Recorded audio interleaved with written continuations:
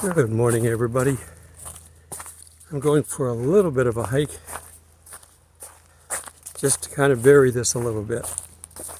I'm still later in the day than I normally am for the same reason. It was 40 degrees this morning. Did not want to get up.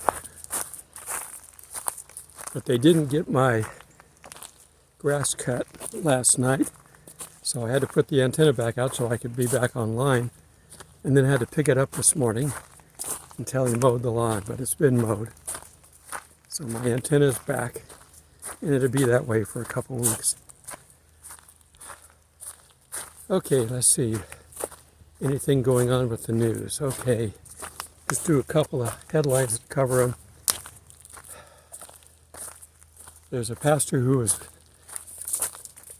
saying things online, and he was told to stay off of social media with that kind of message for 5 years.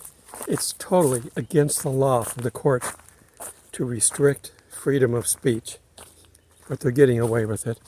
We'll see what happens in court. It would never stand up in a legitimate court, but who knows with these modern judges appointed by the left. A famous preacher here in Atlanta, who I highly recommend listening to his archives, Dr. Charles Stanley, has just died. He was 90. You should be seeing this a couple of days after by the time I get it posted, but like I posted on his page, which I go to all the time, I told him that I told God to take good care of him. He deserves it. If you ever want just an uplifting message, that's a good one.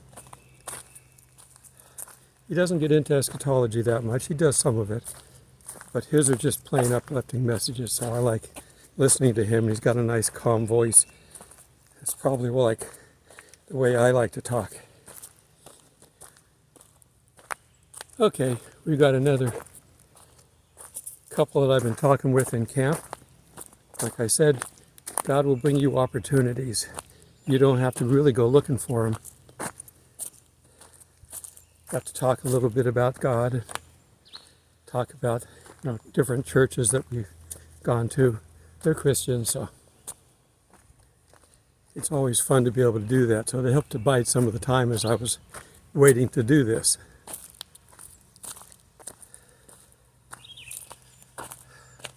They're doing some kind of work out in the public area where I normally sit. They may be cleaning the mud off the boat ramp. That's what it sounds like. It's like there's a front end loader out there, he goes down into the water scraping the mud off, and then he grabs a bucket full of water and brings it up and dumps it to wash the mud off going down. So it's something that they have to do periodically, especially when there's been a lot of rain and the river gets way high. And it's always full of mud when that happens. Okay, I'm walking over a bridge. As the weather starts to warm up, we're getting afternoon warmth, just not in the morning. I think it's going to get to be 70 something. I've got to get out and start doing more hikes so that I'll be ready for summertime. Wintertime, I sit around too much. I do a little bit of walking. I have to at my campsite, but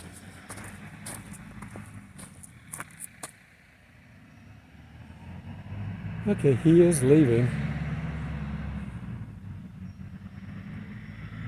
I might go over to my site and do this study, and then I'll go take my hike. It's beautiful here. You can see the woods behind me.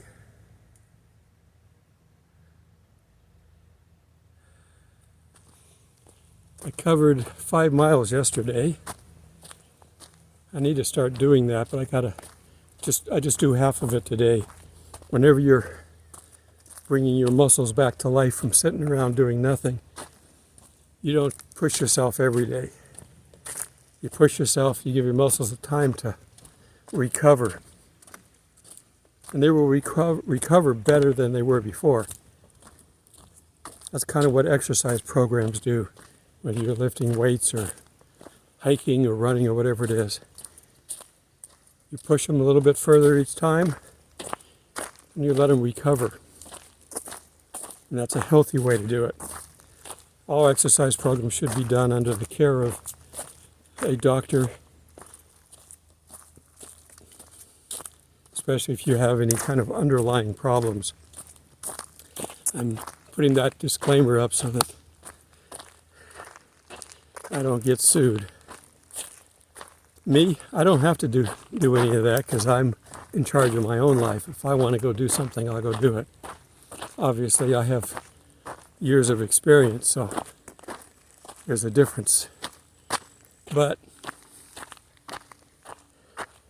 don't do what I do unless you know what you're doing.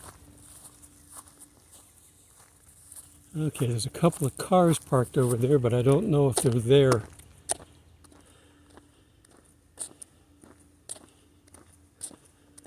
I see some people walking around, so we'll play this by ear. The sun is right behind me again because I'm, again, late.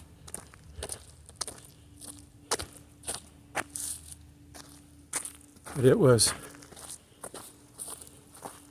40 degrees until about 7:30, and then it started to warm up a little bit.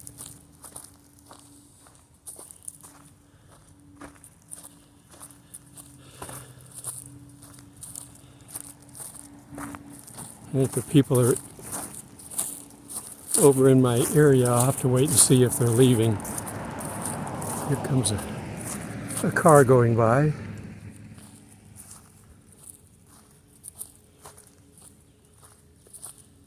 Yeah, there are people sitting over at the bench next to it, so I'm going to turn and come in here, and I'm just going to work out of one of these benches.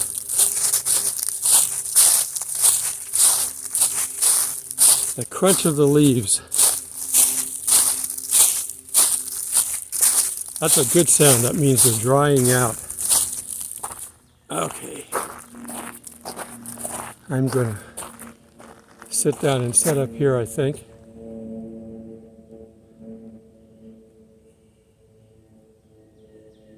Yeah, they were kind of waiting for the dredging to work. Yeah. I'm going back to my normal spot underneath the pavilion.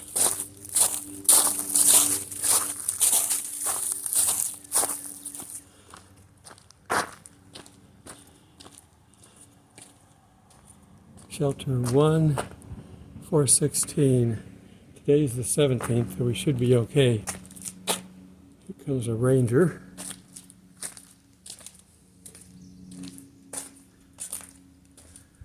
Let's see what he's doing.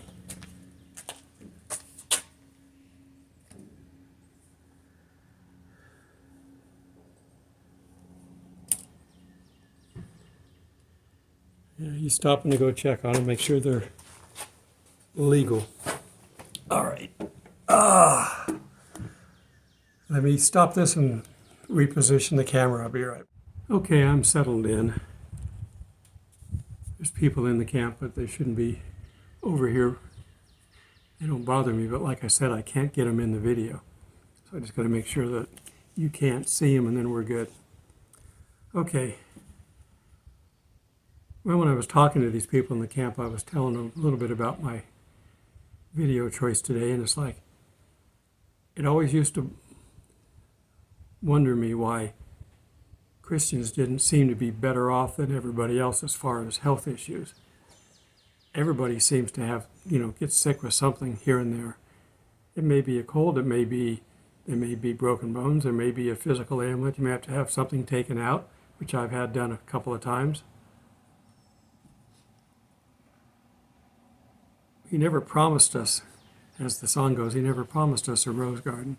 In fact, we were told just the opposite. So we're going to look at that. So, when you're asking for prayer for whatever your condition is, and we all have them, and we get more the older we get, ask for strength. Ask for healing, and God can heal. He does often heal, but a lot of times that's not his plan for us. We'd be better off to have strength to deal with it, and then we can show others that, you can have strength too. You got a pain, whatever it is, just be smiling. We're told when we're fasting, which can be an unpleasant event or condition for a little while. Don't go walking around looking mopey, looking like you're suffering for Jesus. Just the opposite. Don't let anybody know you're fasting. We're told to do it that way. So the same thing applies to if we're dealing with some kind of an ailment. You'd be better off to just be of good cheer and not worry about the ailment, and that God's working with you, working to potentially heal you and to strengthen you so that you can be a good witness. Since everybody gets sick, if you're happy during that time, it can be a witness to somebody else who doesn't know Jesus. And we're going to look at Paul. Through all the work that Paul did, Paul met, quite a few times where there was disappointment. Disappointment in some of his friends that were following him along. Some would leave his little group. Disappointment in he thought he was going to get raptured, and he didn't. And here's a case. I'm in 2 Thessalonians 12, and the verse is in verse 9, but I'm going to go back to verse 7. And lest I should be exalted above measure by the abundance of the revelations, a thorn in the flesh was given to me, a messenger of Satan to buffet me. That's all we really know about it. Lest I be exalted above measure. He was doing so many good things, he could have been very prideful. And I think this was to kind of keep him grounded. Concerning this thing, I pleaded with the Lord 3 times that it might depart from me. He didn't just do it once and go on. Here's a man of faith asking God to take something away. And God's answer in verse 9, and he said to me, my grace is sufficient for you. My strength is made perfect in weakness. So if we have a weakness, God can be exalted in that. Now, this doesn't apply all the time, but if you ask for something to be removed or for to be healed, while you're waiting, also ask for strength. One or the other is going to work. God does heal people today, not as openly as he did back then. When Jesus was walking around healing people and resurrecting people, and including himself, it was to draw attention to himself. He's putting his light up on a table so everybody can see it. Because nobody knew who he was. The Jews were not looking for him because the religious leaders at that time had stopped reading their Bible and were too busy discussing the commentaries that they didn't recognize him. They should have.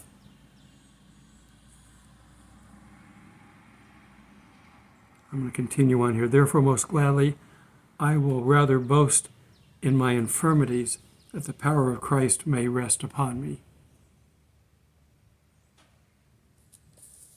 Learn from Paul. Okay, I'm going to turn now to Romans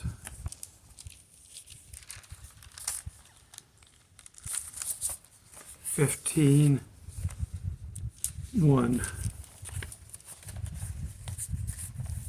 Now, if you have a problem, an ailment, whatever condition, doesn't matter what it is, don't keep it to yourself. Tell somebody about it. Because then we can comply with the second part of this. Romans 15:1. We then who are strong ought to bear with the scriptures, with the scruples of the weak, and not to please ourselves. Let each of us please his neighbor for his good, leading to edification. For even Christ did not please himself, but as it is written, the reproaches of those who reproached you fell on me.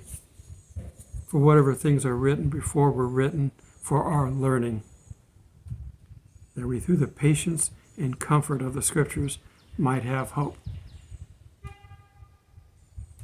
And may the God of patience and comfort grant you to be like-minded towards one another according to Christ Jesus, that you may with one mind and one mouth glorify God.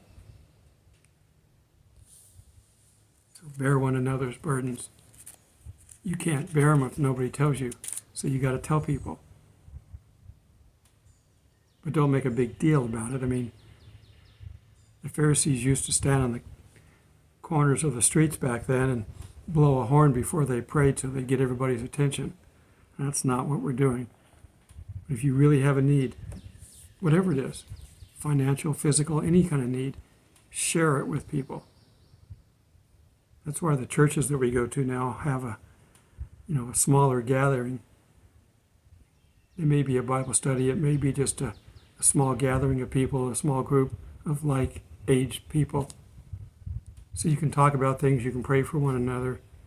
Because church, sometimes things get too showy, and we don't have time. Okay, now I want to turn to 1 Thessalonians 5:11.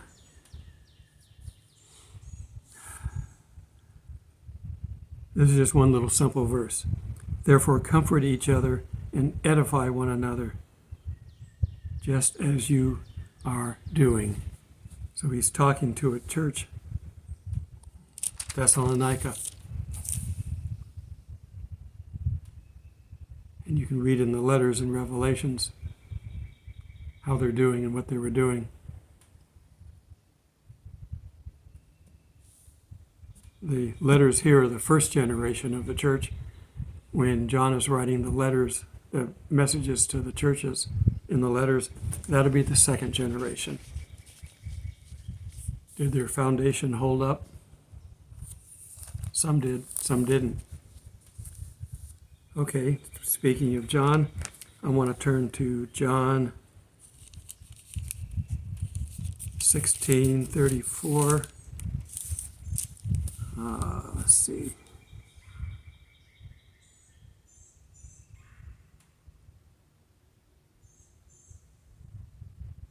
Okay. Actually, I didn't want to go to 34, but we're going to go back to 16:31. There is no 34. Or is that 3 to 4? Sometimes I do that. I've already looked at all these, but I got to go back and see what I was doing. 3 to 4 is an awful long. Yeah, 3 is the story of Nicodemus, so that's not it. We're going to read in 16:31.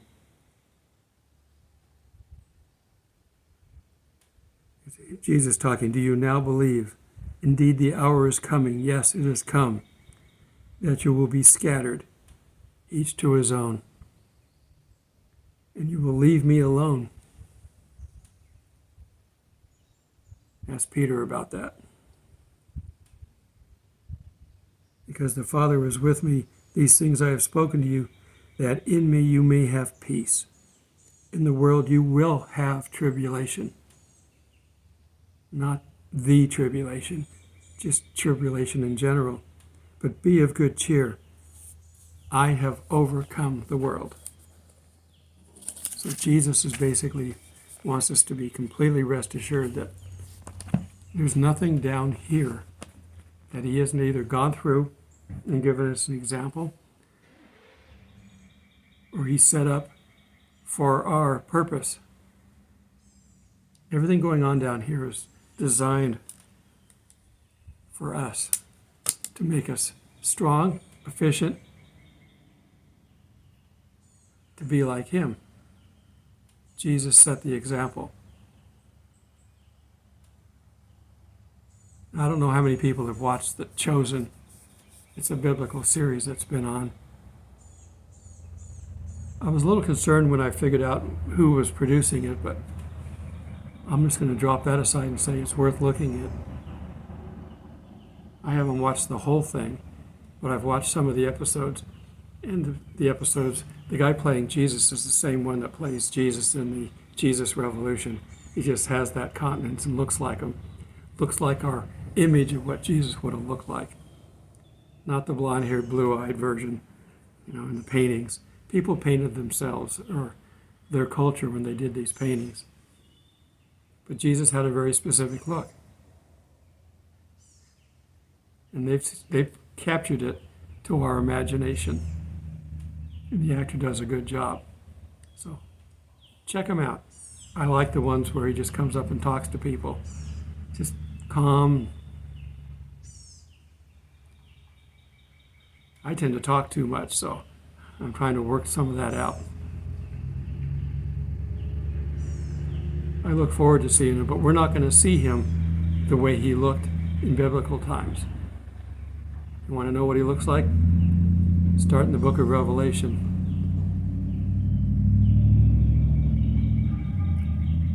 People drive down here and look around and then go back. Okay? All right. As things get tougher, don't pray for them to be removed.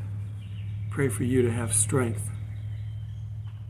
If God wants to remove some of it from you, that's his business, but pray for the strength at least.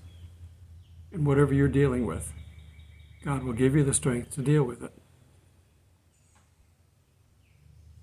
That's his expertise. And if you're smiling through adversity, that is a witness to non-believers who are going to be panicked beyond belief when things start rolling. They're not going to have a solution. They haven't been warned. They're ignoring the warnings. They're turning God off. I don't want to hear. And they can only close their eyes and hold their ears for so long. But when they start rocking back and forth and get slammed up against the walls, which is something an earthquake can do. My older sister told me about when she was in an earthquake. I guess it was the Somar quake in LA years ago. She tried to get down the hallway to the kids' rooms, and the earthquake was just slamming her against the sides of the hallway walls until she fell down. She couldn't get down the hallway. So when you start seeing things like that happening, they're for a reason. We're told we're going to have earthquakes in diverse places. Yeah. We already have earthquakes in places that people know all the time. We're starting to see them more in other areas. We just had a couple of 7s last week, and they're worried about a hole opening up in the ocean floor off the coast of, Washington, Newfoundland, somewhere, whatever that is over there. We're getting ready for things. Just be ready. But that doesn't mean to go sit.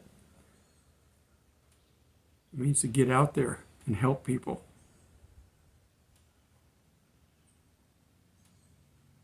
I've always wanted to be able to sit in the airplane row where the emergency exits are, because there's more leg room. They made it a little bit bigger because you can get people in and out of there. But people love to take that spot for that very reason. But I've seen people in there who probably wouldn't even fit out the door. And why they put them there, I don't know. I guess it would be too insensitive to tell them you're too big and fat to fit out the door, you can't sit there. But anybody sitting there should be able to take the door off and help people out the door. Not take the door off and then jump out and get out and run away and let everybody else die. No. Don't take that seat unless you're willing to help people off the plane.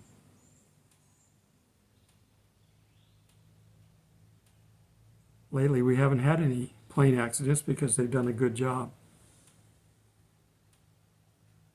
We haven't had any train accidents until recently because they were doing a good job too.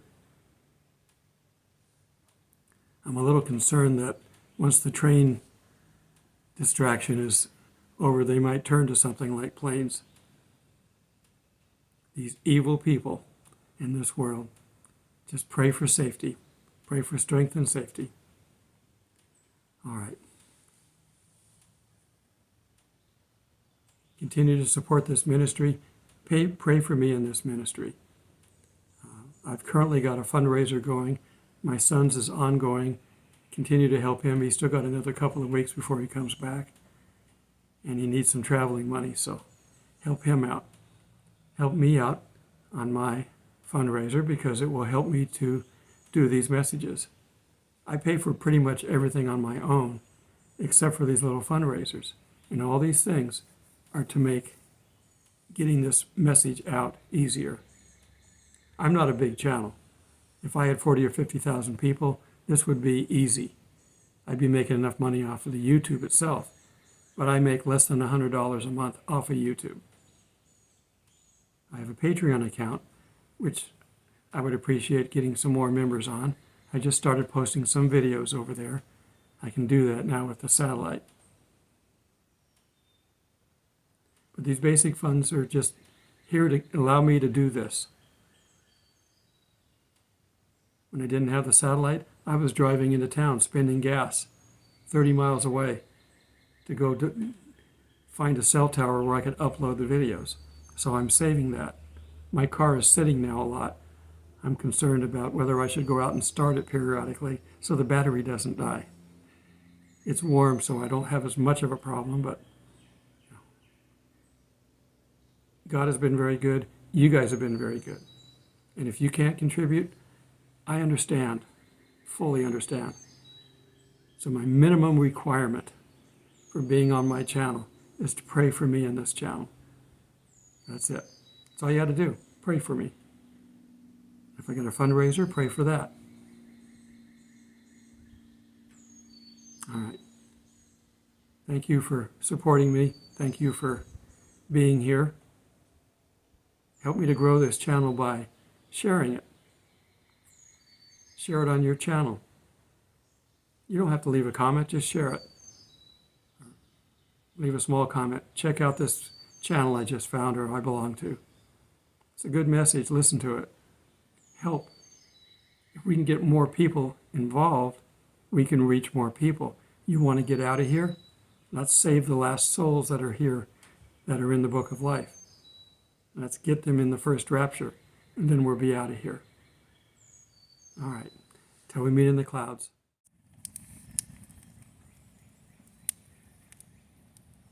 Trying to cook down some of the wood that I've got. When this dies down, I'll have a cooking fire. The price of meat's so high, I'm eating an awful lot of hamburgers and hot dogs.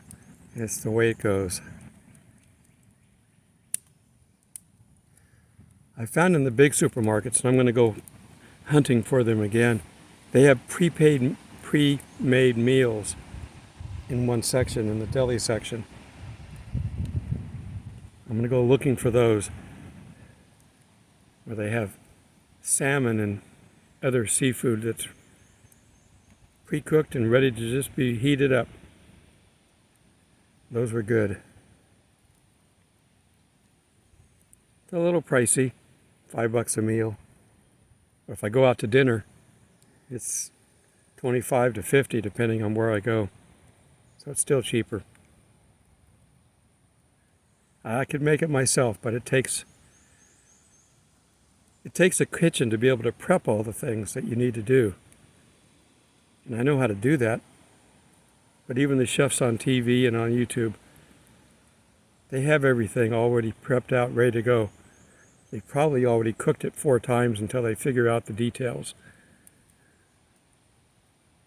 Some of them, like Jacques Pepin. I like to watch him. He had his own restaurant and was cook for a long time. Chef, I should say.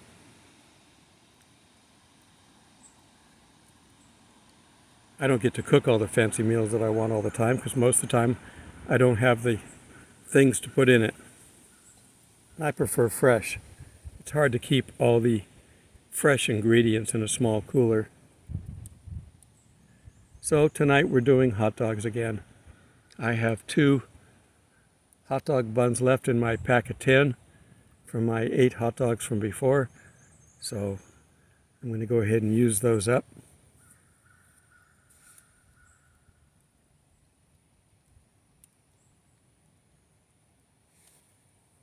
Okay, time lapse is slowing down. I'm going to stop it.